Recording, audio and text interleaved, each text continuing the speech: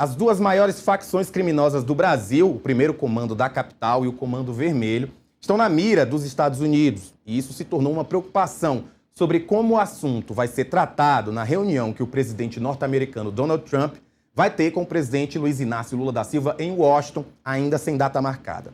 Isso porque Trump quer classificar as facções brasileiras como organizações terroristas internacionais. Mas qual o interesse dos Estados Unidos com essa intenção? E por que o governo brasileiro entende isso como um risco? Eu converso ao vivo com Maurício Santoro, que é professor de Relações Internacionais e colaborador do Centro de Estudos Político-Estratégicos da Marinha do Brasil, que vai nos ajudar a entender essa situação. Maurício, boa tarde. Boa tarde, Rafael.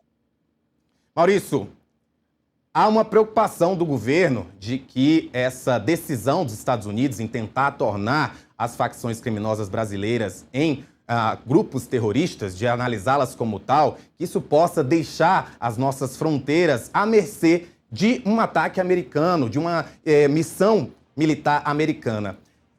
Esse receio é real? Bom, Rafael, primeiro acho que há uma visão muito forte hoje no governo Trump em defesa de uma agenda mais intervencionista dos Estados Unidos na América Latina. Tudo isso em vários temas, em particular na questão da segurança pública, do combate ao crime organizado. Então, quando o governo dos Estados Unidos declara que determinados cartéis da Venezuela, do México ou eventualmente do Brasil são grupos terroristas, isso dá aos militares americanos a possibilidade de atuar em operações de segurança pública de combater esses cartéis. A gente viu isso na Venezuela algumas semanas atrás, na questão, por exemplo, dos ataques contra os barcos, né, suspeitos de estarem levando contrabando, tráfico de drogas, etc. Então, não significa que uma eventual classificação desse tipo para o Comando Vermelho e para o PCC seria a abertura de uma intervenção militar americana no Brasil ou de operações desse tipo. Eu, particularmente, não acredito que chegaria tão longe. Mas isso levaria, sem sombra de dúvida, a um aumento de fricções e de tensões entre o governo dos Estados Unidos e o governo do Brasil e criaria também uma oportunidade política e eleitoral para a oposição brasileira, em especial para os governadores de oposição, que buscariam uma cooperação mais próxima com os Estados Unidos, até como uma maneira de criticar o governo federal nesse tema da segurança pública. A gente conversou mais cedo, eu participo também do programa com o Reinaldo Azevedo, que agora é também comentarista político aqui no Metrópolis, e ele citou que, da mesma forma como acontece no Brasil, não necessariamente na mesma proporção, mas há também grupos criminosos nos Estados Unidos que não são tratados como terroristas, como a forma que os Estados Unidos quer tratar os grupos aqui no Brasil, como o PCC e o Comando Vermelho. Qual é a diferença nessa estratégia de combate ao narcoterrorismo, que esse é o argumento do governo americano? Qual é a diferença quando ele trata de facções criminosas que não fazem parte dos Estados Unidos e, no caso, agora falando especialmente do Brasil?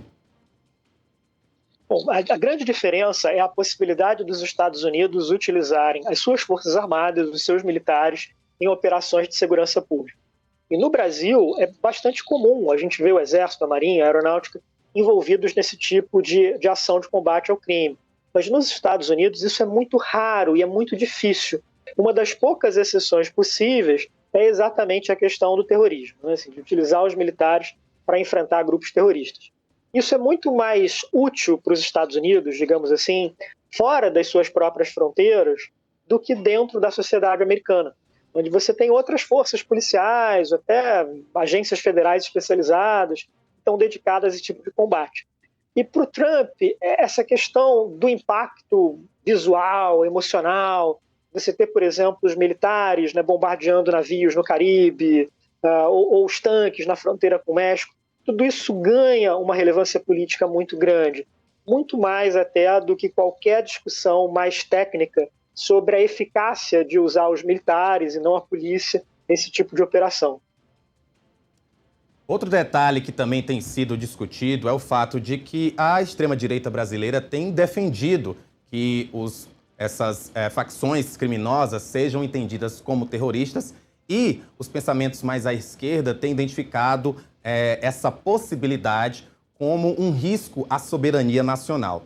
Queria que o senhor pudesse também trazer uma visão equilibrada desses dois pontos. Há alguma vantagem em ver esses grupos se tornarem, né, como considerados como terroristas? E quais, de fato, são os riscos à nossa soberania quando grupos como esse são enxergados como terroristas, caso eles venham a ser? Bom, vamos começar pela questão eleitoral, né? Me parece que tudo isso é essencial para entender o contexto atual. Se nós olharmos as pesquisas de opinião, o tema da segurança pública ganhou uma relevância muito grande. Com frequência ele está ali em primeiro e segundo lugar na preferência do eleitorado. Então, existe essa percepção hoje dos eleitores brasileiros de que o crime organizado é um dos principais problemas do país. Então, isso cria uma série de pressões, uma série de oportunidades para políticos brasileiros ou até para autoridades estrangeiras que queiram aprofundar esse tipo de campanha.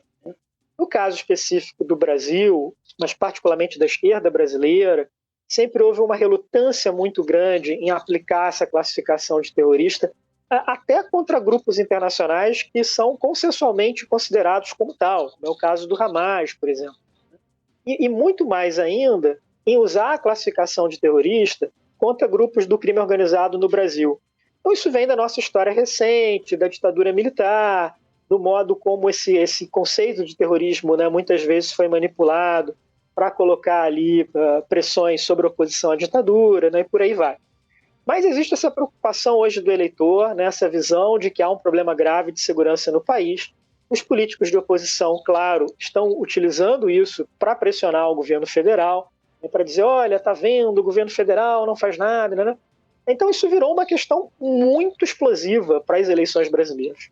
E se de fato os Estados Unidos fizerem essa classificação contra o Comando Vermelho e contra o primeiro comando da capital, isso vai se tornar também, de algum modo, uma intervenção na política doméstica brasileira, uma intervenção nas eleições brasileiras, e vai alterar as estratégias de vários candidatos agora em 2026. Maurício, muito obrigado pela tua participação aqui no Agora Metrópolis, assunto que com certeza vai voltar à baila, afinal a gente ainda espera que essa reunião aconteça, não há data ainda marcada, e por favor sinta-se convidado quando essa reunião acontecer, a gente repercuti-la e trazer o que foi conversado entre os dois presidentes. Muito obrigado, Rafael, é um prazer, sempre que possível estarei aqui de novo. Um abraço. A gente falou